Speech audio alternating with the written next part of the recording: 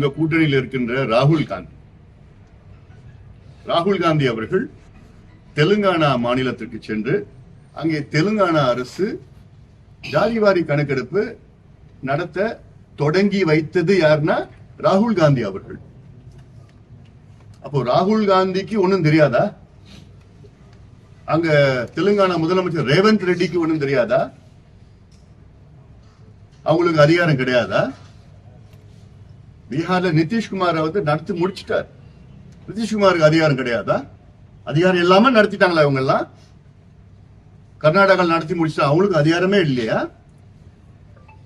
ஆந்திராவில் நடத்திட்டு முடிச்சிட்டாங்க. ஆந்திராவுக்கு இது இல்லையா? ஒரிசால நடத்திட்டு இருக்காங்க, ஜார்க்கண்ட்ல நடத்திட்டு இருக்காங்க. அப்ப இவங்க நடத்தினவங்களுக்கு யாருக்கும் அதிகாரம் இல்லாம நடத்திட்டாங்களா? முதலமைச்சர் ஸ்டாலினுக்கு மட்டும்தான் அதிகாரம் கிடையாதா? என்னையா வேடிக்கை? அது யாரை ஏமாத்துறீங்க? ஒரு முதலமைச்சர் பொய் சொல்லலாமா? ஒரு முதலமைச்சர் அழகா அது பொய் சொல்றது? நாங்க கேட்கறது சர்வே கேட்கிறோம். சென்சஸ் எடுப்பது மத்திய அரசு எடுக்கணும், சர்வே எடுக்கிறது மாநில அரசு எடுக்கணும். மாநில அரசு எடுக்கலாம். சர்வே என்பது இந்தியன் ஸ்டாட்டிஸ்டிக்கல் ஆக்ட் 2008 நாடாளுமன்றத்தில் 2000 சட்டம் வந்தது. அந்த சட்டத்தின்படி பஞ்சாயத்து தலைவர் எடுக்கலாம், கணக்கெடுப்பு நடத்தலாம், முதலமைச்சர் எடுக்கலாம், இல்ல பஞ்சாயத்துல யார் வேணா எடுக்கலாம், பஞ்சாயத்து தலைவர் எடுக்கலாம், இல்ல ஊராட்சி மன்ற தலைவர் எடுக்கலாம், இல்ல மாவட்ட பெருந்தலைவர் எடுக்கலாம், ஏன் கலெக்டர் கூட எடுக்கலாம், மாவட்ட ஆட்சியர் கூட அதிகாரம் இருக்கு இந்தியன் ஸ்டாட்டிஸ்டிக்கல் ஆக்ட் 2008 படி. ஏன் முதலமைச்சர் இல்லையாமா? இந்த கணக்கின் படிதான், இந்த சட்டத்தின் படிதான் தெலுங்கானாவில் எடுத்திருக்கிறாங்க, பீகார்ல எடுத்திருக்கிறாங்க, ஆந்திரா, ஒரிசா எல்லாம் எடுத்திருக்கிறாங்க. அப்போ தமிழ்நாடு வேற நாட்டுல இருக்காமா? என்ன ஏமாத்திட்டு இருக்கிறார் இவரு?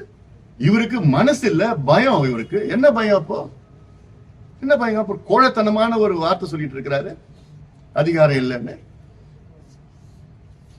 ஏன் எடுத்தா என்ன தெரிஞ்சிட போதா?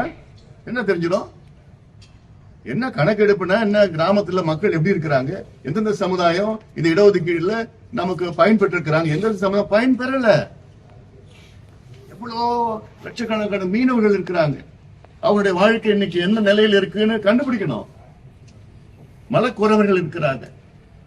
இப்படி எல்லாம் இந்த சமுதாயங்கள்ல எவ்வளவு பின்தங்கி இருக்கு. இவங்க நிலையில என்ன இருக்கு? வீடு இருக்குதா, வாசல் இருக்குதா, அரசு வேலையில இருக்குதா, வீட்டுல கழிப்பறைகள் இருக்குதா, சைக்கிள் ஓட்டுறாங்களா, பைக் வச்சிருக்கிறாங்களா, குடிசையில இருக்கிறாங்களா, வீட்டுல தண்ணி இருக்குதா? இதெல்லாம் கணக்கெடுப்பு நடத்துறதுக்கு இது சாதாரண அடிப்படை. இது தமிழ்நாட்டு மக்கள் என்ன நிலையில இருக்கிறாங்கன்னு கூட தெரிஞ்சுக்கிறதுக்கு மனசில்லாத ஒரு முதலமைச்சர் தமிழ்நாட்டில் இருக்கிறார்.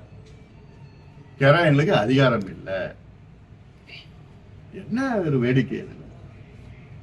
அங்க எத்தனையோ முறை வந்து அது டைசீனியல் சென்சஸ் சொல்றது, மக்கள் தொகை கணக்கெடுப்பு 10 ஆண்டுகளுக்கு ஒரு முறை எடுப்பாங்க.